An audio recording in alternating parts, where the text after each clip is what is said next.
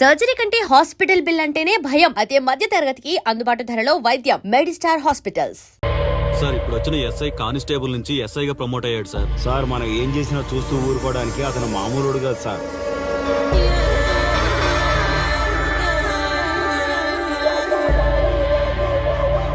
అతను మనకు అలవాటు అయ్యేంత వరకు మనం కొంచెం కంట్రోల్లో ఉందాం సార్. రేయ్, వార్నింగ్ ఇస్తున్నావా విషయం చెప్తున్నావా? సార్ మేమేం చెప్పినా మీ మంచి కోసమే సార్. దాన్ని తీసుకొచ్చేరా. మీరైనా చెప్పండి అమ్మా. పెళ్ళాంచేస్తే బాధపడ్డానికి, పోలీసోడంటే భయపడ్డానికి నా కొడుకు కామన్ మ్యాన్ కాదు, కాశీ చెప్పాడికి.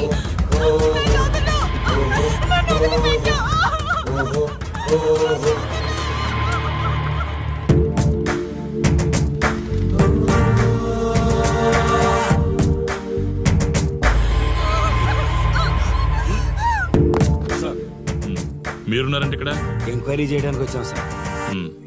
కాశీ అంటే ఎవడెక్కడ? నా కొడుకు ఊళ్ళో లేడు. వస్తే కౌరెడతా, అప్పుడు రా. కనిపిస్తే అరెస్ట్ చేసి నీకు కబురెడతా, అప్పుడు నువ్వే రావాలి. నీ పెంపకం కరెక్ట్ కాదు. పదండి.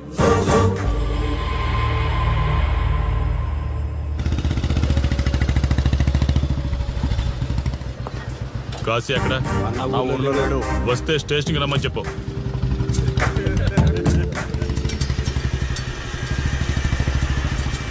కాశీ ఉన్నాడా? ఇక్కడ లేడు.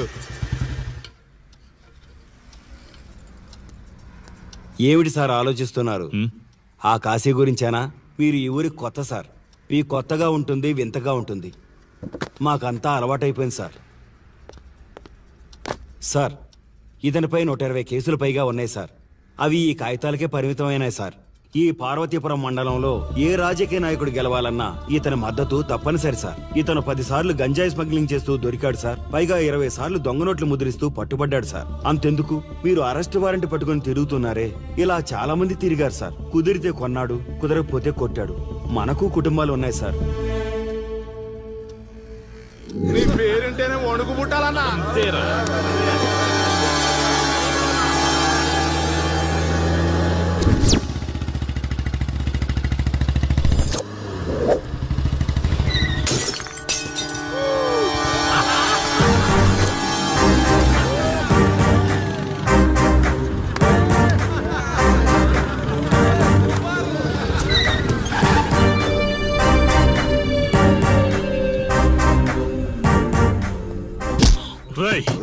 ఒళ్ళు బలిసిందా? రోడ్డు మీద తాగుతున్నావు?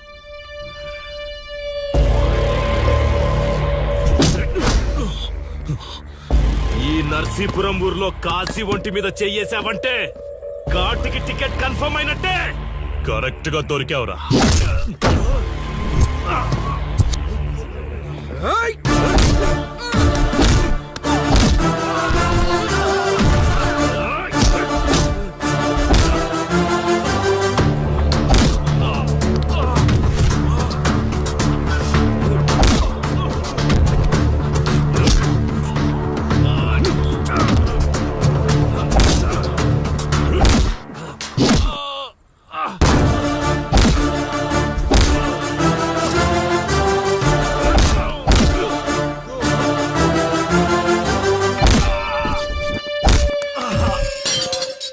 సార్, మీరు చాలా రిస్క్ చేస్తున్నారు సార్. నేను డ్యూటీ చేస్తున్నాను. 3 రోజులు గవర్నమెంట్ హాలిడేస్. నేను వైజాగ్ వెళ్తున్నాను. కాశీ అంటే భయపడే వాళ్ళని ఇంటికెళ్ళి భజన చేసుకోమని చెప్పండి. తిరిగి వచ్చాక వాడిని కోర్టులో ప్రొడ్యూస్ చేస్తాను. వాడిని వదిలే ప్రసక్తే లేదు. నమస్తే సార్. ఎక్కడ మీ ఎస్ఐ? వద్దా? ఎందుకు వద్దంటున్నావు కాశీ? చెత్త నా కొడక, ఊర్లో కాశీని విధవం చేసి వదిలేద్దామనుకుంటున్నావా? కాశీ పేరు వింటేనే ఊళ్ళో ఉచ్చ పోసుకునేవాళ్ళు, కానీ ఇప్పుడు కాశీ ఫోటో కనిపిస్తే ఉచ్చ పోసేలా చేశాడు. ప్రాబ్లం నాది, పోయిన పరువు నాది. నేను చూసుకుంటాను పో.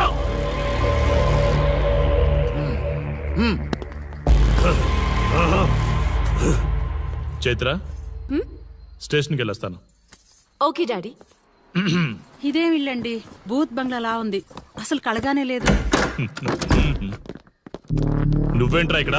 జీవితాంతం జైల్లో ఉంటాననుకున్నావా? ఏమండి,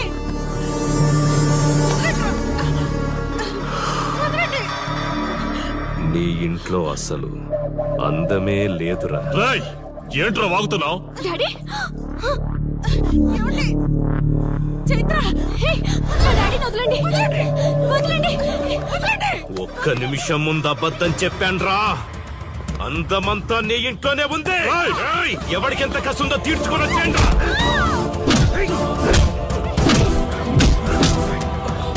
ఏమండి? ఏమండి? చైత్ర అండి చైత్ర అండి. డాడీ డాడీ వదలు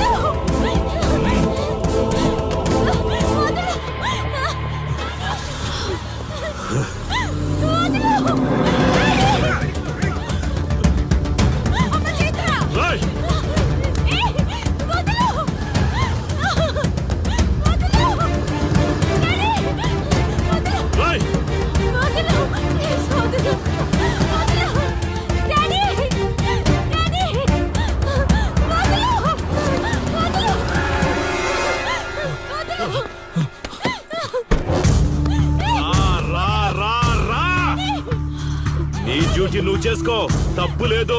నా పెళ్ళాం కేసులో వేలు పెట్టి నా గురించి తెలుసుకోకుండా ఈ ఊర్లో అడుగు పెట్టి నేనంటే భయపడే ఈ జనం ముందు నా మీద చెయ్యి వేశావు, అది తప్పు. చూడు చూడు, నువ్వేం పోలీసోడివిరా? కిలోమీటర్ పరిగెత్తేసరికి ఒంట్లో ఓపిక చచ్చిపోయిందా? డాడీ వదలు డాడీ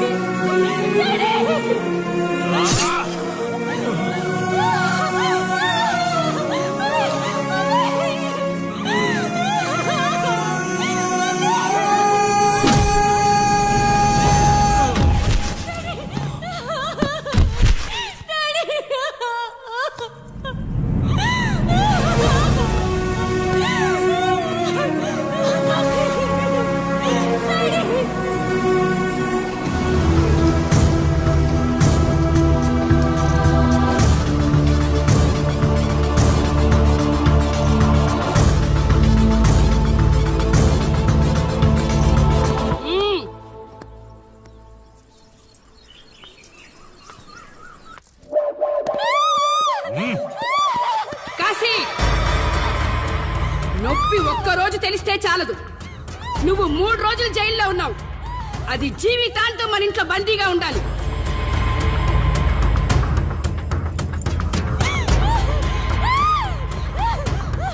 కట్రా తాళి. ఎక్కడికి పోతాను?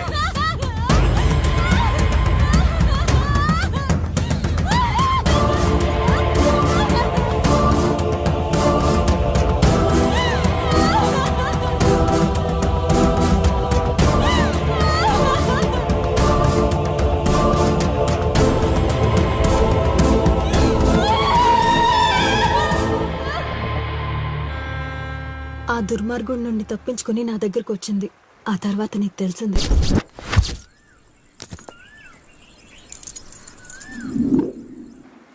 ఇంతకీ ఏ ఊరన్నావు? అదేదో పార్వతీపురం దగ్గర నరసీపురం అటబా, అంతేనా? ఒరే శర్మ గారు, ప్రయాణానికి సిద్ధం చేయరా.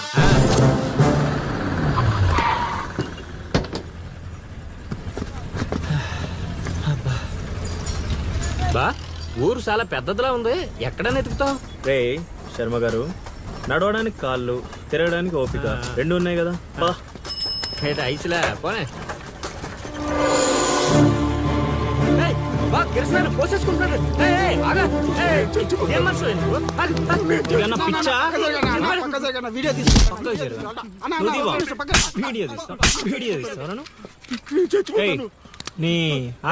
మాట్లాడుతున్నాడు కదా, ఆగలేవా? అసలు నీ ప్రాబ్లం ఏంటి? చెప్తే ఆరుస్తారా తీరుస్తారా? నా సావు నన్ను సావనివ్వండి. అయ్యా చచ్చేదో చెప్పిసావు, మాకు క్లారిటీ ఏడ్చింది. ఏరా, నువ్వు పత్తి రైతువా? కాదు, వరి రైతుని. వరికి పురుగు పట్టిందా? కాదు, పంట కూడా బానే పండింది, డబ్బు కూడా చేతికొచ్చింది. పంట పండితే పండగ చేసుకోవాలి, ఈ సావులేంట్రా? బావా, నువ్వేం డీల్ చెయ్యి, నేను వెళ్ళి చైత్ర గురించి తెలుసుకొని వస్తాను. ఇప్పుడు చెప్పు అంకుల్, ఏంటి నీ ప్రాబ్లం? నేను ఒకటి కాడ అప్పు తీసుకున్నాను. డబ్బులు వచ్చాయన్నావు కదా, ఇచ్చేయి. ఇచ్చేద్దామని నిన్ను అనుకున్నాను ఆడసలు పుచ్చుకోనే లేదు. ఎందుకు వడ్డీ ఎక్కువైందా? వడ్డీ వాడు పక్కన ఉంచే ఆడ అసలే వద్దన్నాడు. మంచిదేగా, డబ్బులు మిగిలాయి. ఆ, ఏటి మిగిలేది? సిక్కంతా ఇక్కడే ఉంది. ఊరు అమ్మోరు పండుగ మొదలై 3 రోజులు అయింది. అయితే ఏటైతే ఆడి దగ్గర అప్పు తీసుకున్న వాళ్ళు అందరి ఇంటి ముందుని రోజుకు ఒక డ్రామా వేస్తున్నాడు. అదిగో టెంట్ కూడా రెడీ అయిపోయినది. టెంట్ వేస్తే? అది నీకు టెంట్ లాగా ఉందా? నాకు పాళ్ళలాగా ఉంది. ఆ? అర్థం కాలేదా? రా చూద్దుగానే. అదిగో చూడు, ఇదిగో ఇది పరిస్థితి. నేను నీడింటి ముందు వేసినారు, ఇవాళ నా ఇంటి ముందు వేస్తున్నారు. ఏవే ఆ కిరసనాయిల్ డబ్బా అటుకురా. ఎవడరా బాబు, జనాలు సావక ముందనే సమాధులు ఎక్కిస్తున్నాడు. ఎందరెందరో మహానుభావులను పొట్టన పెట్టుకున్నావు శ్మశానమా, నీకు ఇసుమంతైనను జాలి లేదా? ఎన్నో ఏండ్లు గతించిపోయినవి కానీ ఈ శ్మశాన స్థలిన్ కన్నులు వచ్చిన మందభాగ్యుడు ఒక్కడైనను లేచిరాడు. చల ఆహా హార్మోనియం పద్యం రక్తి కట్టే సమయంలో దగ్గి డిస్టర్బ్ చేసావు కదరా ఎద్దవ్వా. వంకెతకలేనమ్మా డొంకెట్టుకు ఎలాడిందట. పద్యం మర్చిపోయినని ఒప్పుకోవచ్చు కదా. సాంఘిక నాటకాల హీరోయిన్ ఇంత గొప్ప హరిశ్చంద్ర నాటకములో నా పక్క అది నా పక్క చంద్రమతి వేషమంటే మాటలా? నాకే కౌంటరా? ఏయ్ పద్మశ్రీ అయ్యగారు తాళాల దగ్గర ఇచ్చమంటారా? టైం కాదురా, నే చెప్తాగా. ముందా మంచినీళ్లు గొంతు శృతి చేసుకోవాలి. గురుగారు యాదవ సేతురం కాకపోతే రిహార్సల్స్ కూడా ఈ గెటప్లు ఏంటండి? ఒరే హార్మోనిస్టు, వేషం పడకపోతే పద్యానికి గొంతు పెగలదురా. మొదలెట్టండి.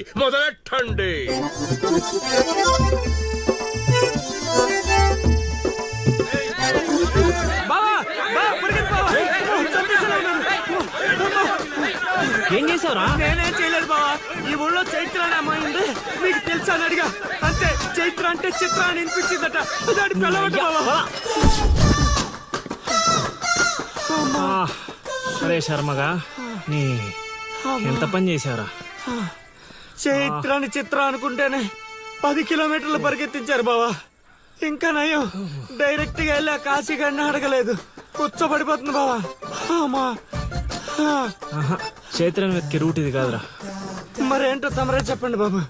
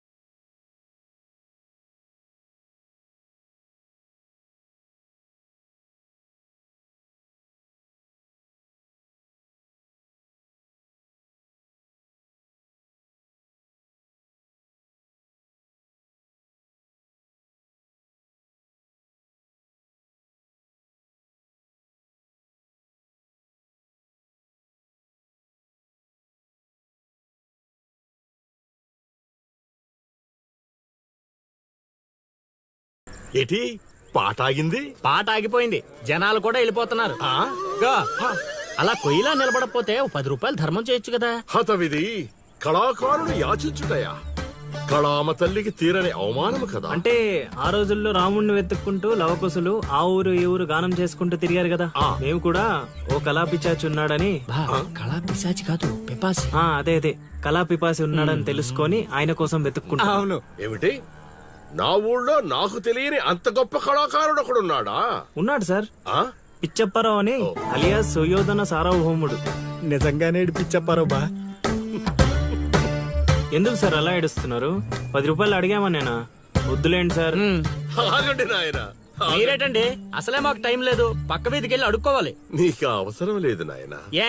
ఈ రోజు మొత్తం కలెక్షన్ మీరే ఇచ్చేస్తారా?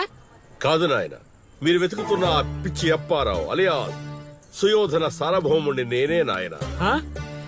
బాబు గారు లేవండి లేవండి లేవండి, అవసరం లేదు నాయన. ఏ మా కోసం మీరు అడుకుంటారా ఏంటి? లేదు లేదు, మీ ఆకలి నేను తీరుస్తాను. ఒరే పద్మశ్రీ, అయ్యగారు తాళాలు తగిలించమంటారా? ఇప్పుడు కాదురా, ఇంకా దానికి టైం ఉంది. ముందు వాళ్ళ దగ్గరున్న వాయిద్యాలు తీసుకో. ఇప్పుడు వాళ్ళు మన అతిథులు, అర్థమైందా? రా. ఇంతకి మన దేవురు నాయనా? సిల్కలూరుపేట. ఓహో, అవును, అక్కడ కళాకారులు ఎక్కువే. అవునవును, అక్కడ అన్ని రకాల కళాకారులు ఎక్కువే. అవును, ఈ లవకుశులుగానే ఎందుకు చేయాలనుకున్నారు? ఏ రాముడు కృష్ణుడు చేయొచ్చుగా. అంటే చిన్నప్పటి నుంచి అలవాటు చేసుకున్నాం సార్. వయసు పెరిగిన కొద్దీ మీసాలు గడ్డాలు పెరిగిపోయాయి. అవునండి, వాటికి ఎరువులు వేయాల్సిన అవసరం గానీ నీళ్లు పోయాల్సిన అవసరం గానీ ఉండదు కదండి, వాటంతటో పెరుగుతుంటాయి. అవునయ్యో, ఈ ఊరంతా నా కళకు అభిమానులే. నా అంత గొప్ప కళాకారుడు కావాలంటే మీరు కూడా నాతో ఉండిపోండి. సార్ ఆ ఇల్లు ఎవరిది సార్? ఏది అదా? కాశీ అని మా బంధువుల ఇల్లే. ఓహో. అదిగో ఎదురుగా వస్తోంది అమ్మవారి ఊరేగింపు, ఆ ఇంటికే వెళుతోంది. చూడు బాబు, ఇదే మా ఇల్లు. ఈ కళాపిపాసి ఆహ్వానాన్ని స్వీకరించండి. రండి. సార్ ఇవన్నీ మీకొచ్చినవేనా సార్? కొన్ని తెచ్చి పెట్టుకుంటే నీకు కూడా వస్తాయి బాబు. పార్వతి, కళని కళాకారుల్ని అవమానిస్తున్నావు. అలానే కదా బంగారు ప్రాసుల్ని కాస్త దాన్ని ప్రాసులు చేసేశారు. ఆ ధాన్యాన్ని బియ్యం చేసి తింటేనే కదమ్మా బంగారమైన సంపాదించగలం, లేదా బంగారంలో బతకగలం. సెహవాడ్ సెహవాడ్, నీ మాటతోనైనా కొందరి కళ్ళు తెరుచుకోవాలి. అన్నట్టు వీళ్ళు ఆ అర్థమైంది. ఏమే, ఇంకో ఇద్దరు కంట వండి పడే తినిపోతారు. సత్రంలో తయారైంది కొంప. ఇది 1980లో వచ్చింది, ఇది 90లో వచ్చింది. సార్ ఇవన్నీ మనకొచ్చినవని చెప్పుకోకపోతే బతకలేం సార్.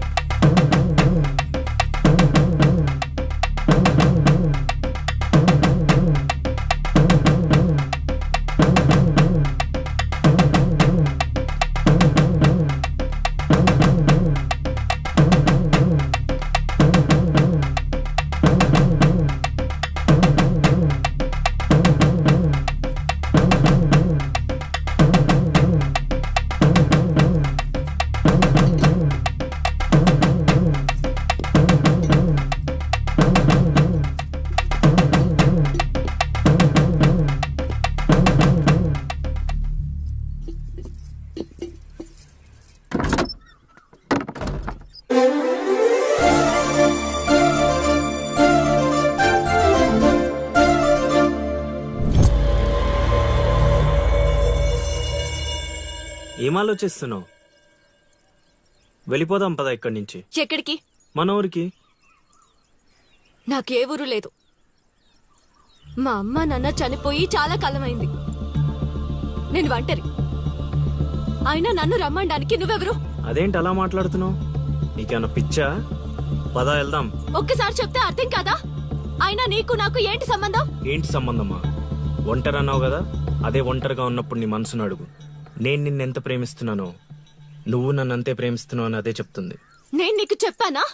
అయినా నువ్వే గాలికి తిరుగుతావు. ఎప్పుడు ఎలా ఉంటావో నీకే తెలీదు. అటువంటిది నిన్ను నమ్మి ఎలా రమ్మంటావు? అయినా వాడు నన్ను కొట్టుకుంటూ తీసుకొచ్చాడు. ఆ రోజు నువ్వు చూస్తూ ఉండిపోయావు. నిన్నేమనాలి? అదా నీ ప్రాబ్లం? ఈ మాత్రం కన్ఫర్మేషన్ చాలు నేను ఫిక్స్ అవ్వడానికి. అయినా నేను ప్రేమించిన అమ్మాయికి పెళ్ళై ఉండాలని మా గురుగారు ఎప్పుడో చెప్పారు. ఆనందం వస్తే స్టెప్ లేకుండా ఏడ్చు కూర్చుంటారా? ఇప్పుడు చెప్తున్నా విను. తెలియకుండా తీసుకెళ్లిపోవడం, చెప్పకుండా లేపుకెళ్ళిపోవడం కష్టం కాదు, నాకిష్టం లేదు. తీసుకెళ్ళను లేపుకెళ్ళను అన్నానని నువ్వు దేనికి ఫిక్స్ అవ్వకు. ఎందుకంటే నా మాటకి నేనే ఫిక్స్ అవను. 24/7 ఎప్పుడైనా వస్తా. కొంచెం రెడీగా ఉండే.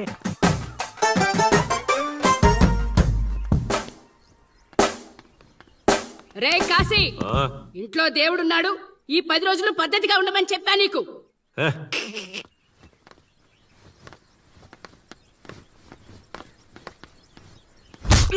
రై రై రై పడాదే రై